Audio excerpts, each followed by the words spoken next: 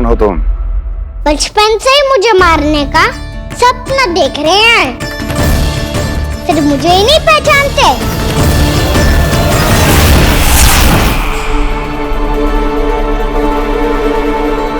बचपन से विष्णु अवतार। कोई गाना बुलाता है तो कोई मुरलीधर पुकारता है,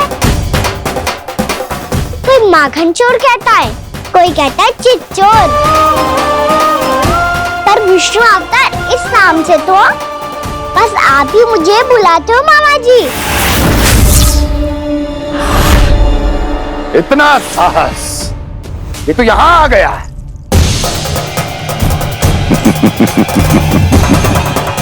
यहां आ तो गया तू विष्णु अवतार, किंतु यहां से जीवित नहीं जाएगा। तेरे शीश को तेरे धड़ से अलग कर दूंगा मैं।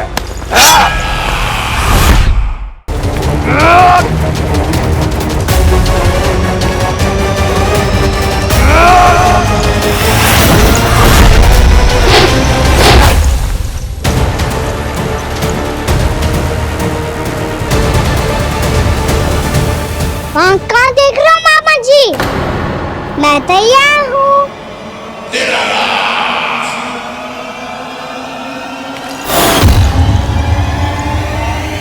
असत्य क्यों बोलूंगा? अभी अभी यही थे श्री हरि। हाँ,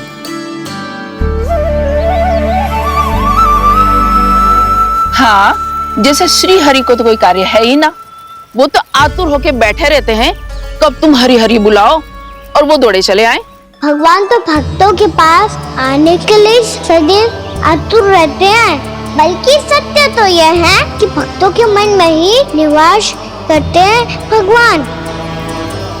भगवान तो भक्त के पास आने के लिए सदैव ही आतुर रहते हैं शंकरी मौसी। बल्कि सच्ची बात तो ये है कि भगवान हमारे मन में ही निवास करते हैं। कम से कम तू तो इसे बढ़ावा मत दे जशोदा। जब देखो जब हरि नाम की रट लगाए रहते है। हरि बोलते बोलते ऐसो बावलो होता है कि सारा कार्य भूल जाता है। 2 दिन से अपनी मटकी के लिए चक्कर काट रही हूँ। अभी तो एक चक्कर और लगाना होगा आपको। आपकी मटकी तैयार हो गई है, अभी लाता हूँ।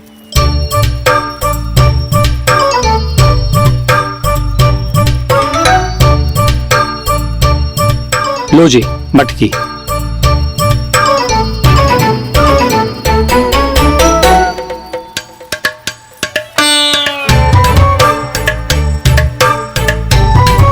इस कच्चे मटके का क्या करूं मैं?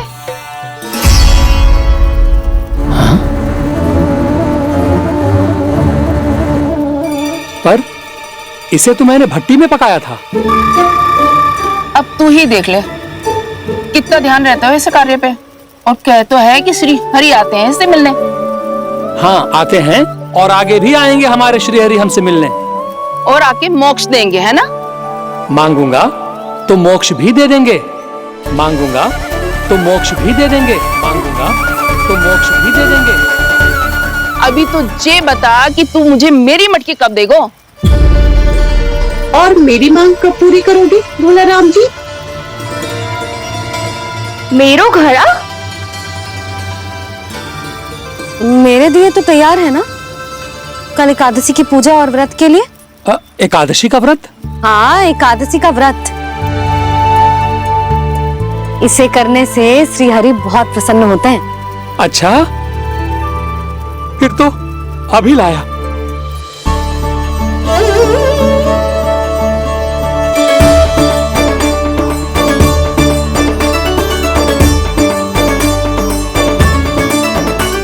लो जी आपके दिए।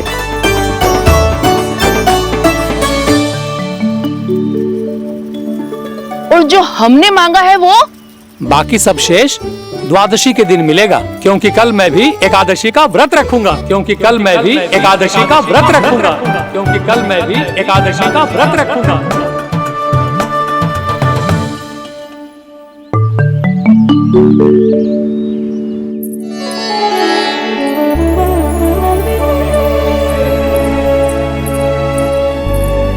जानकी, फूलों का प्रबंध हुआ कि ना? हाँ भाभी, जे रहे। सदैव विलंब कराती है। पर भाभी इस बार तो फूल समय से ही लाई थी। क्या हुआ जशोदा, अभी तो पूजा की तैयारी ना हुई? देखो ना मौसी, ये जानकी ना कुछ छूट ही जाता है इसके कारण। एकादशी की पूजा और व्रत आते ही जसोदा भाभी इतनी वग्र हो जाती है। ऐसो क्या होगा इस पूजा में?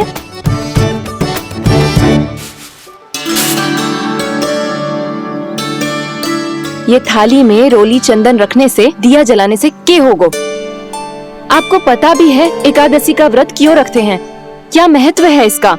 लो, जे तो मैं जसोमती रानी से पूछना भूल ही गया। पर हाँ भगवान, मेरे लिए इतना ही पर्याप्त है कि इस व्रत को रखने से मेरे श्रीहरि हमसे प्रसन्न हो जाएंगे।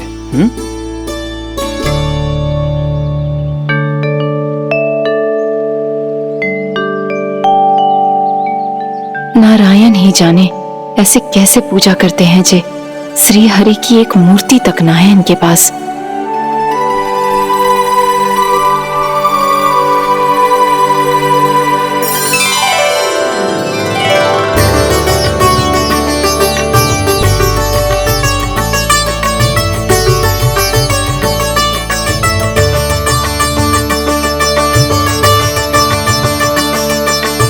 प्रभु, न तो मेरे पास मूर्ति है और ना तो इस व्रत के विधि विधान के बारे में मुझे जानकारी है और ना ही मुझे इसके महत्व के बारे में जानकारी है, पर फिर भी मैं करना चाहता हूं।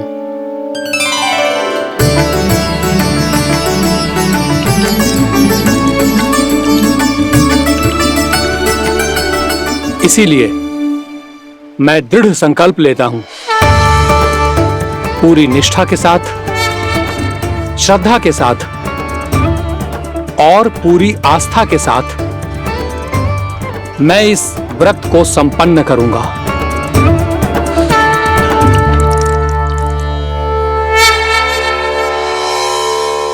हम संकल्प लेते हैं कि एकादशी के व्रत को पूरी निष्ठा के साथ संपन्न करेंगे।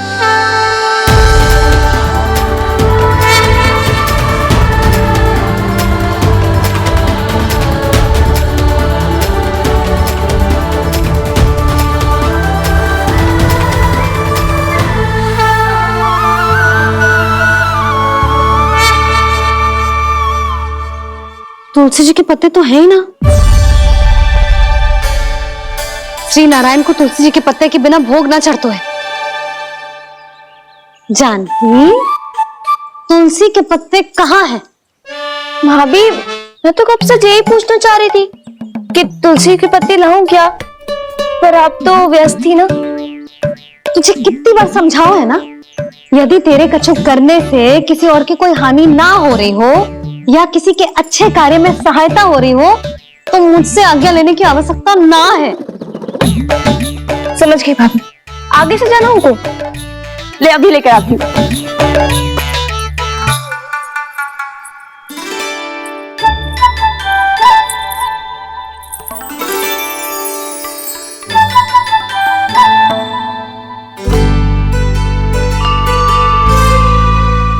ताऊ, आपने पहले ये व्रत करो। आपको इसका महत्व पता है? भाभी चले। जानकी, तुमने ये व्रत करो है, फिर तुमको इसका महत्व पता है? सुमति जी, आपको पता है इसका महत्व? कान्हा, क्यों तंग कर रहे हो सबको? मैया, सबने करो ये व्रत, मुझे भी करना है।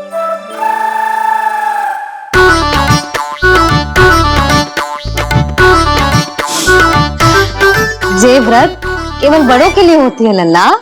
जब आप ये व्रत कर सकती हो, बाबा कर सकते हैं,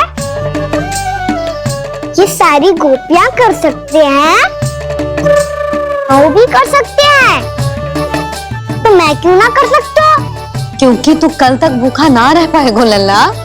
जब भक्त रह सकते हैं, फिर मैं क्यों नहीं रह सकता?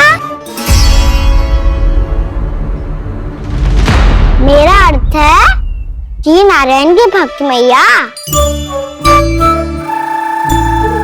मैया मान जाओ ना, मुझे करने दो ना ये व्रत। अपनी लल्ला पे आप विश्वास ना है आपको? विश्वास है। अच्छा ठीक है, तू भी कर ले।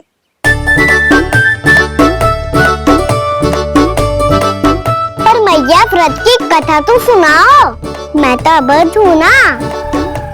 मुझे कैसा पता चलेगा कि ये व्रत करते क्यों है?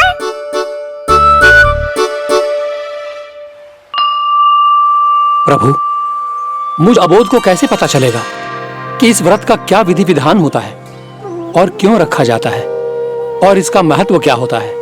मुझे तो आप ही बता सकते हैं प्रभु। जब व्रत कर रहे हैं तब उसका महत्व भी पता होना चाहिए ना। बताओ ना मैया, क्यों रखते एकादशी का व्रत? इसके लिए तो तुझे एकादशी की कथा सुननी होगी। सुनेगो ना?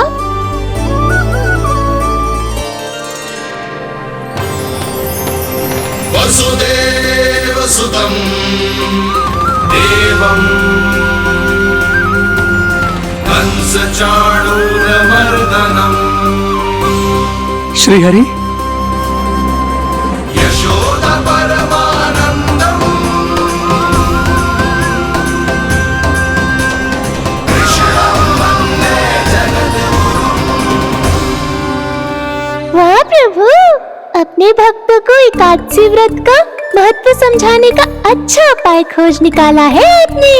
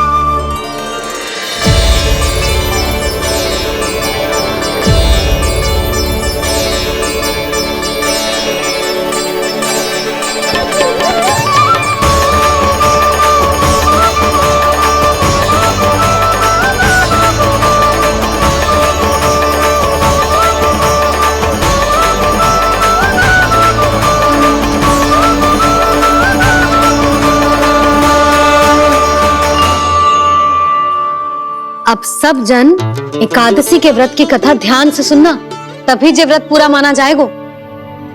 समझो लल्ला?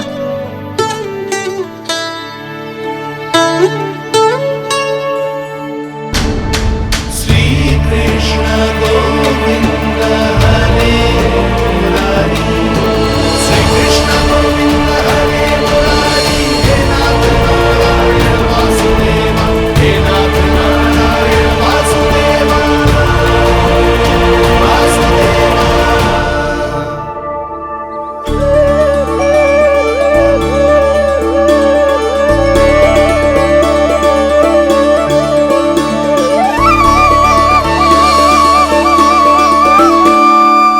सतयुग में चंद्रावती नाम के नगर में मूरा नाम का एक असुर राज्य करता था।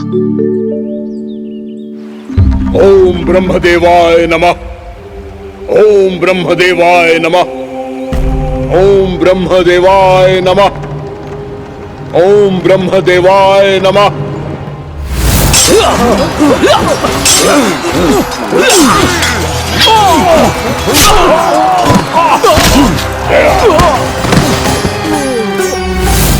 ओम ब्रह्मदेवाय नमः। ओम ब्रह्मदेवाय नमः। जब उसने देवताओं के हाथों असुरों की पराजय देखी, तब वो वरदान पाने के उद्देश्य से ब्रह्मा जी की तपस्या करने चला गया।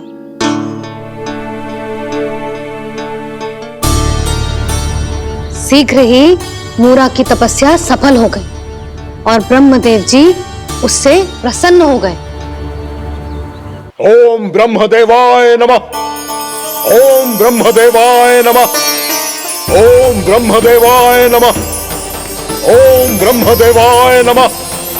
ओम ब्रह्मदेवाय नमः। ओम ब्रह्मदेवाय नमः। ओम ब्रह्मदेवाय नमः। ओम ब्रह्मदेवाय नमः। ओम ब्रह्मदेवाय नमः। मूरा, प्रणाम ब्रह्मदेव। तुम्हारी तपस्या सफल हुई। बोलो, तुम्हें क्या वर चाहिए? सृष्टि के रचयिता ब्रह्मदेव, कृपया मुझे ऐसा वरदान दीजिए जिसकी सहायता से मैं त्रिलोकी विजयी बन जाऊं और कोई देवता मुझे पराजित ना कर सके। यहां तक कि देवताओं के रक्षक, सृष्टि के संचालक भगवान श्री विष्णु के लिए भी मैं अपराजय रहूं। तथास्तु, तथास्तु, तथास्तु। प्रणाम ब्रह्मदेव।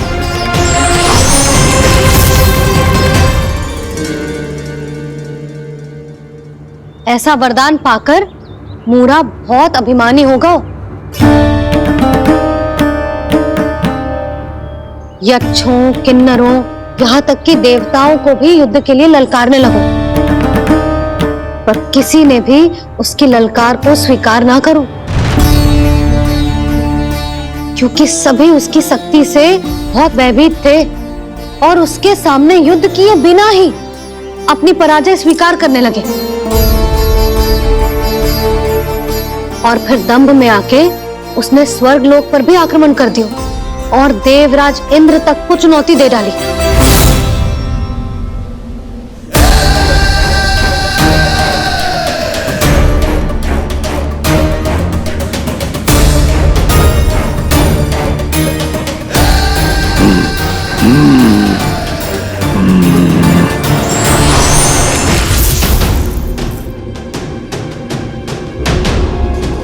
मैं प्रतीक्षा कर रहा हूं देवराज, क्या उत्तर है तुम्हारा?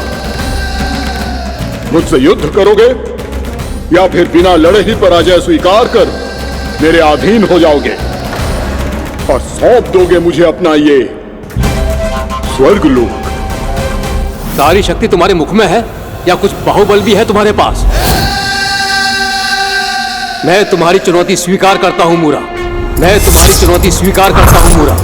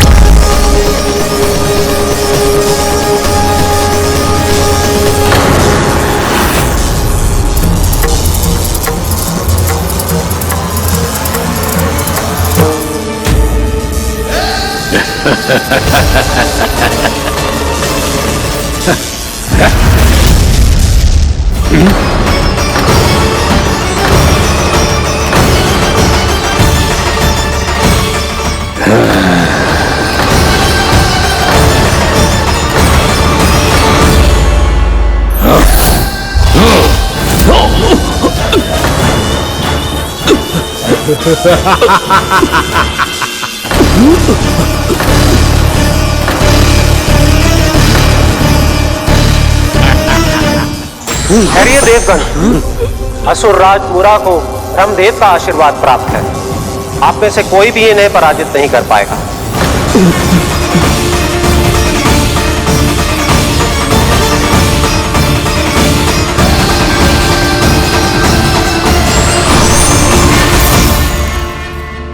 एक अवसर और देता हूं देवराज, युद्ध या अधीनता, क्या उत्तर है तुम्हारा देवराज?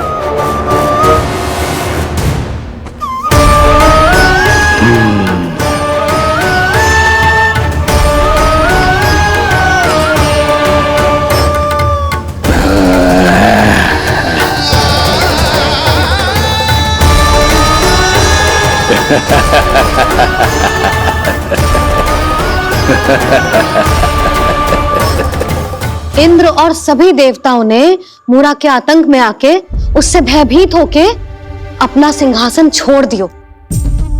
अब मूरा स्वर्ग का अधिपति बन गयो और शीघ्र ही उसने अन्य सभी असुरों को स्वर्ग में निवास करने के लिए आमंत्रित कर दियो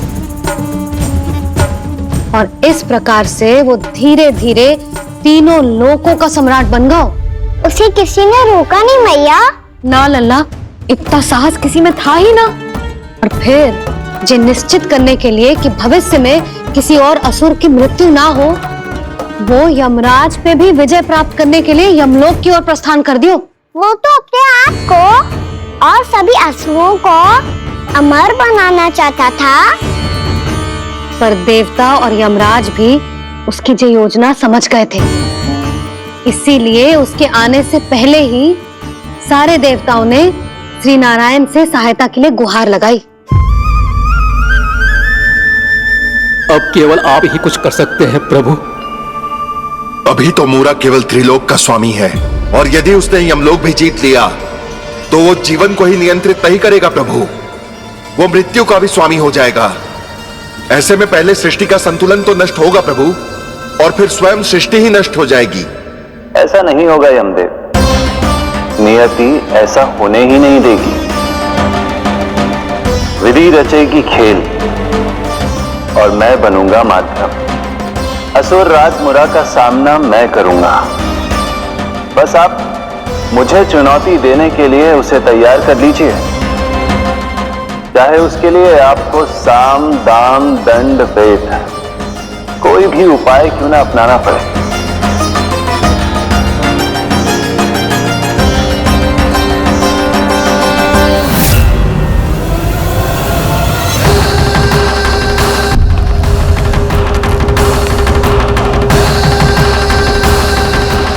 आप तो मेरी प्रतीक्षा में पहले से ही खड़े हैं यमदेव।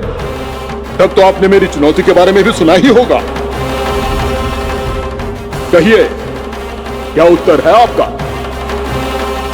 मेरा स्वागत करके अपना राज्य त्यागेंगे या मेरा सामना करके अपने प्राण? हे असुर श्रेष्ठ, मैं आपकी अधीनता स्वीकार करने के लिए तैयार हूं। बस एक विनती है मेरी। शर्त को विनती का नाम देकर बहलाना चाहते हो मुझे यमराज?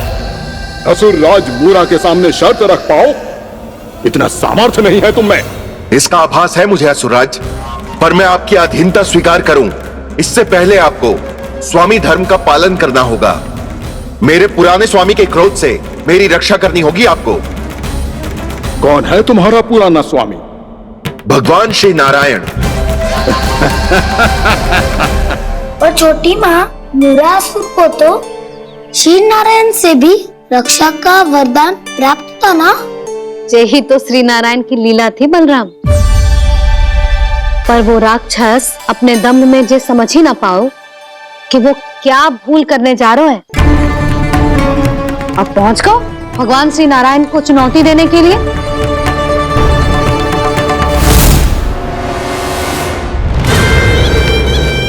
वहीं ठहर जाओ असुर राज मुरा।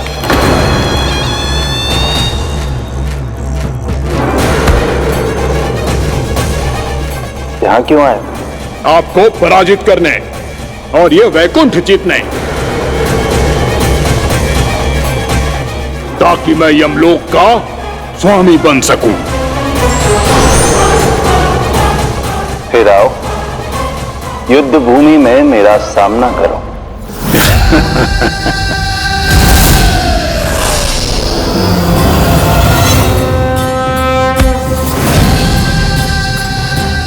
ये नहीं जानते कि इनसे ना हारने का वरदान तो मैं पहले ही प्राप्त कर चुका हूं, इसलिए युद्ध ठीक से आरंभ हो पाए उससे पहले ही इन्हें जीत लूंगा मैं।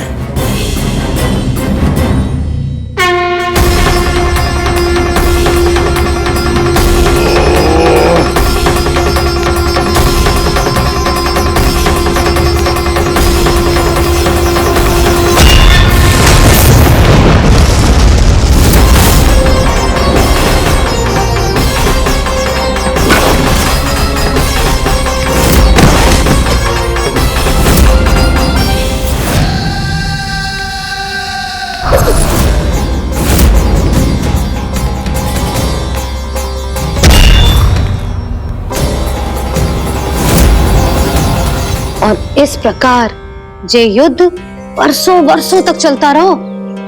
दोनों योद्धा पूरे ब्रह्मांड में अनेक अस्त्रों शस्त्रों के साथ युद्ध करते रहे।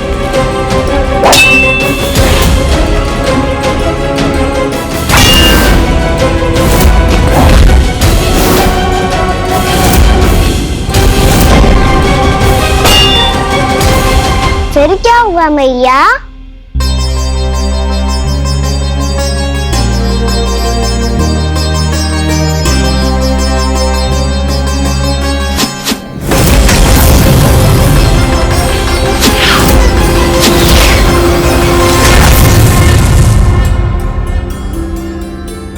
उस युद्ध को कभी समाप्त हुआ, पर कैसे? शीघ्र ही वो राक्षस थक गौ लल्ला।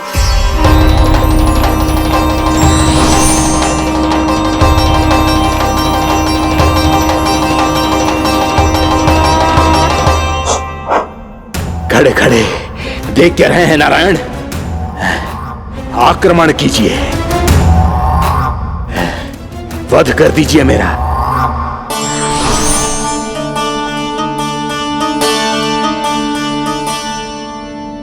मैं तुम्हारी वीरता से प्रभावित हूं, इसीलिए इतनी थकान की स्थिति में मैं तुम जैसे वीर पर आक्रमण नहीं करूंगा। जाओ विश्राम करो। यदि फिर से युद्ध करने की इच्छा हो तो तुम्हारा स्वागत होगा।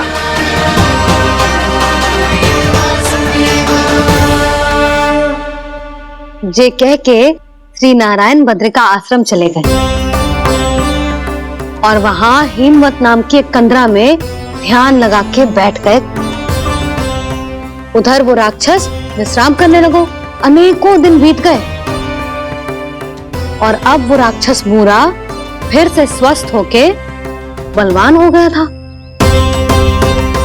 उसने अपनी सारी शक्ति फिर से प्राप्त कर ली थी। श्री नारायण ने उस पर दया करी थी, पर वो फिर से श्री नारायण को छलने को तैयार होगा।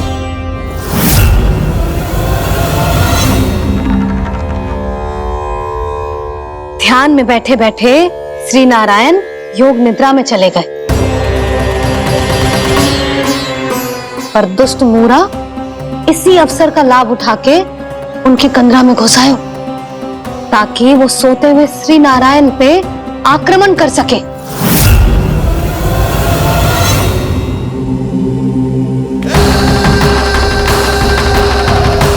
आज इस लंबे युद्ध को जीतकर अपने इस अंतिम शत्रु का भी अंत कर दूंगा मैं।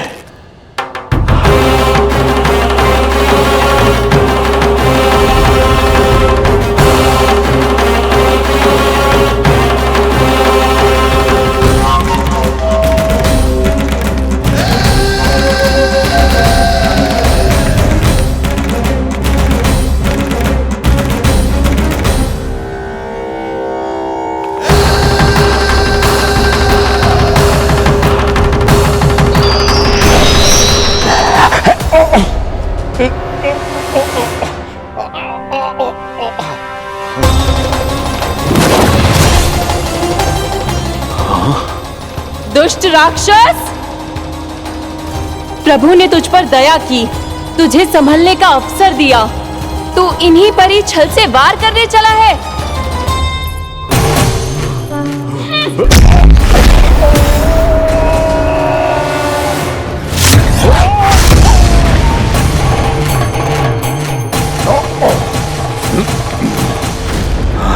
मैं अजय हूं, मुझे कोई पराजित नहीं कर सकता। ब्रह्मा का वरदान है मुझे। तूने नारायण से अपराजय होने का वरदान मांगा था मूर्ख, उनकी शक्ति से नहीं। ध्यान से देख, मैं तेरी मृत्यु हूं, मृत्यु।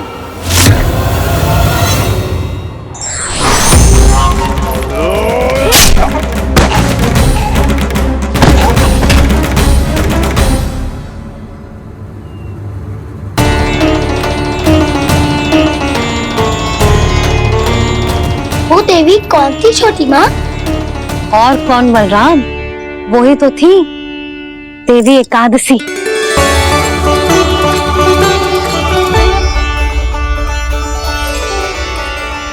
मुझे क्षमा कीजिए प्रभु, आपकी आज्ञा के बिना ही युद्ध करके आपके शत्रु को मृत्यु के घाट उतार दिया। क्षमा नहीं, आपकी तो प्रशंसा होनी चाहिए देवी। असुर राज को मारकर आपने सभी देवताओं को मुक्त करवाया है। इस पापी के अहंकार से तीनों लोकों की रक्षा की है आपने। आप एकादशी की तिथि पर मेरी एकादश इंद्रियों से उत्पन्न हुई हैं। इसीलिए मेरे सभी भक्त आपको उत्पन्न एकादशी के नाम से जानेंगे। सभी तिथियों में आपका स्थान सर्वश्रेष्ठ होगा। जिस तरह आपने राक्षस के आक्रमण से मेरी रक्षा की है, उसी प्रकार एकादशी के दिन व्रत करके जो भी भक्त आपकी कथा सुनेगा, मैं स्वयं उसकी रक्षा करूंगा। जो आपकी पूजा करेगा, उसे मेरी विशेष कृपा प्राप्त होगी और उसके साथ साथ उसे मिलेगा धन, सिद्धि और मोक्ष।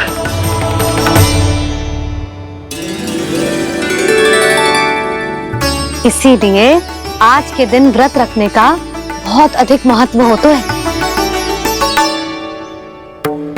बोलो एकादशी मैया की जय। बोलो श्री नारायण भगवान की जय।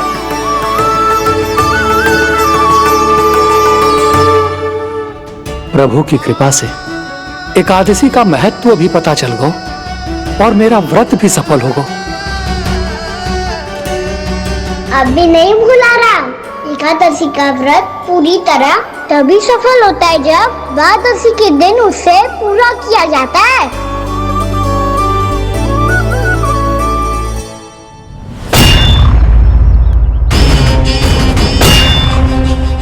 आवश्यक है आपको यह आभास होना कि उस विष्णु अवतार को पराजित करने के लिए आपके साधारण योद्धाओं में वो सामर्थ्य नहीं है। वो विष्णु अवतार कुछ अधिक ही असाधारण है।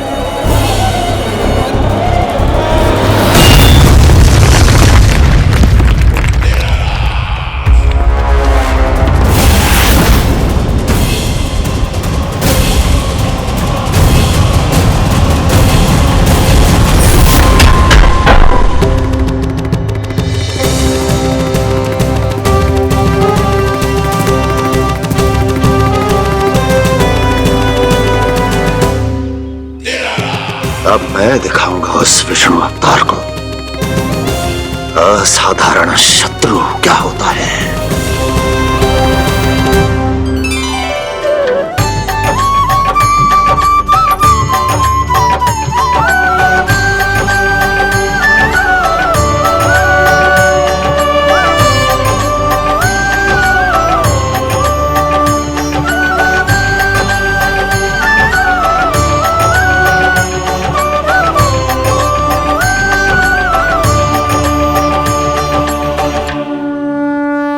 मामा अधीर हो रहे हैं, पर मैया ने मुझे अभी तक बाहर जाने की आज्ञा नहीं दी है। अभी उन्हें किसी और राक्षस को यहाँ भेजने से रोकने के लिए मुझे ही कुछ करना होगा।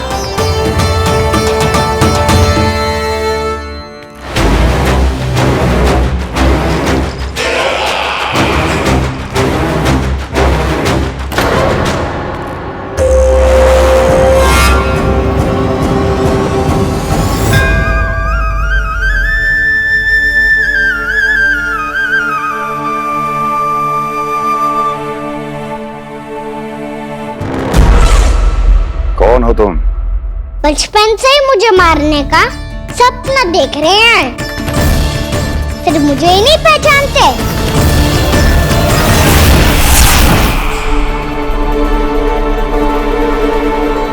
बचपन से विष्णु अवतार। कोई गाना बुलाता है तो कोई मुरलीधर पुकारता है, कोई माखन चोर कहता है, कोई कहता है चिच्चोर। पर विष्णु अवतार इस नाम से तो बस आप ही मुझे बुलाते हो मामा जी। इतना साहस, ये तो यहाँ आ गया है।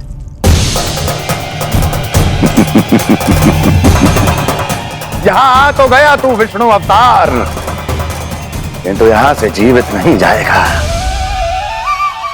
तेरे शीश को तेरे धड़ से अलग कर दूंगा मैं।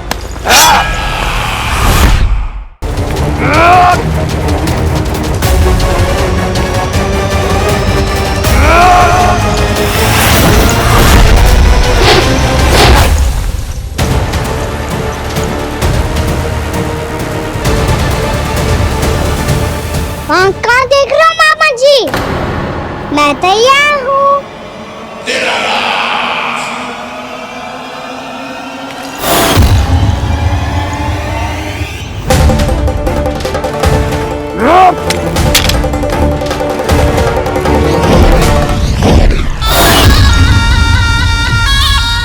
मामा जी, आप सदैव इसी तरह क्रोध में रहते हो क्या?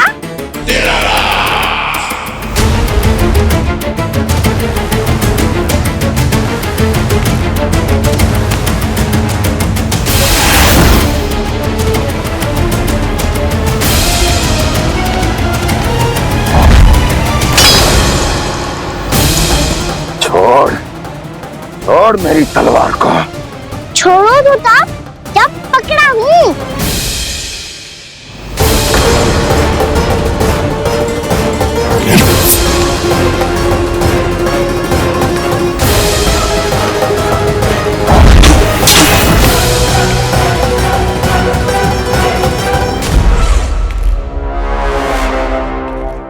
मामा जी,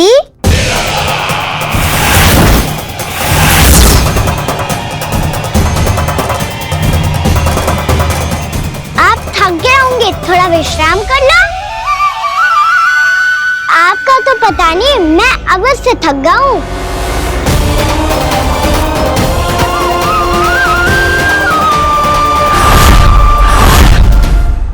मेरे सिंहासन पर बैठने का तो साहस। अभी तो बस अभ्यास कर रहा था मामा जी। भविष्य में मुझे तो बैठना है यहाँ। आपने बल प्रयोग करके से अपने पिताजी से छीना था। मैं आज से छीन लूंगा। जो छल और बल से लिया जाए वो अधिक समय तक टिकता नहीं है मामा जी।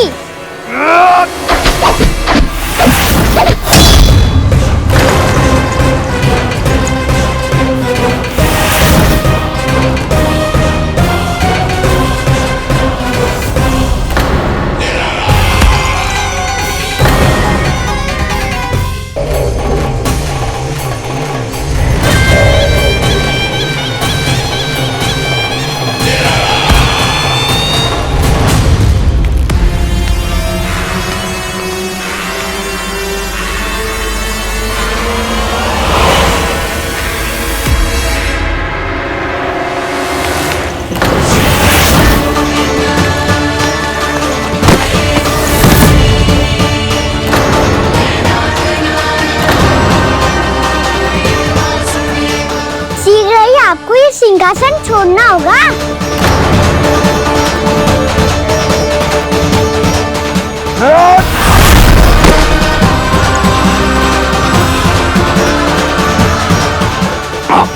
वो मेरा सिंहासन छीनना चाहता।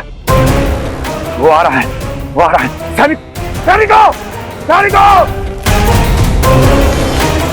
दुर्जन, बंद कर दो सभी द्वार और झरोखे, सबके सब। इसकी हर संभावना पर इतना कड़ा पहरा बिठा दो कि ना तो कोई महल के भीतर आ सके, ना कोई बाहर जा सके। मुझे महल की चप्पे चप्पे की सूचना चाहिए। जाओ।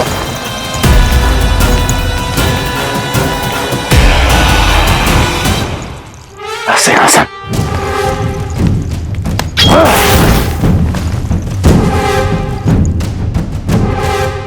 अब आ, दुष्ट मायावी, छलिया विष्णु अवतार, मैं कंस तेरी प्रतीक्षा कर रहा हूँ। देखता हूँ मेरे सिंहासन पर कैसे बैठता है तू। मुझे तो बस कुछ समय चाहिए था, वो मिल गया। अब करते रहिए आप प्रतीक्षा।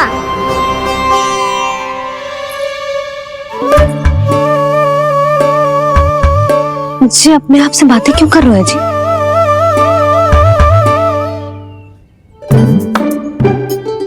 आप मुस्कुरा क्यों रहे हो? ना कछु ना। बताओ क्यों मुस्कुरा रहे हो? तुम ही पर गए हैं जी। जब तुम व्रत करती हो तो तुम भी ऐसा ही करती हो। इसी प्रकार भूख अधिक लगने पर अपना ध्यान भटकाने के लिए स्वयं से ही बड़बड़ाती रहती हो। होगा? आपको तो बस मेरा उपहास उड़ाने के लिए बहाना चाहिए।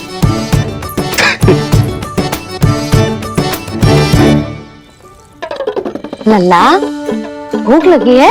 ना मैया, व्रत करे तो भूख कैसे लगेगी?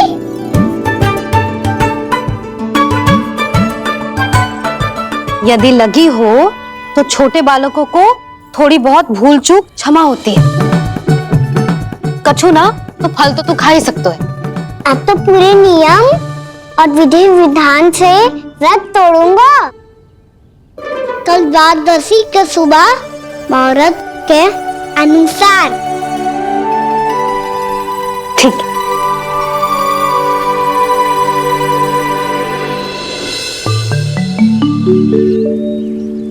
लल्ला, एकादशी समाप्त हो गई है, द्वादशी लग गई है। अब तू व्रत तोड़ सकते है, भोजन कर ले। ले।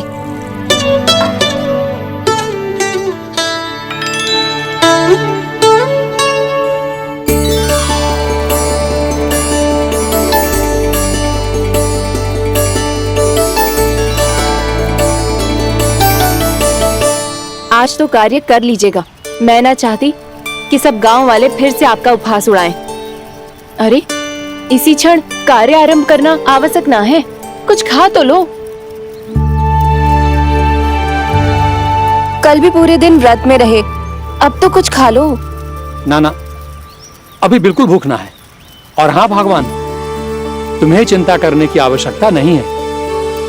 आज मैं किसी को भी 2 शब्द कहने का अवसर नहीं दूंगा।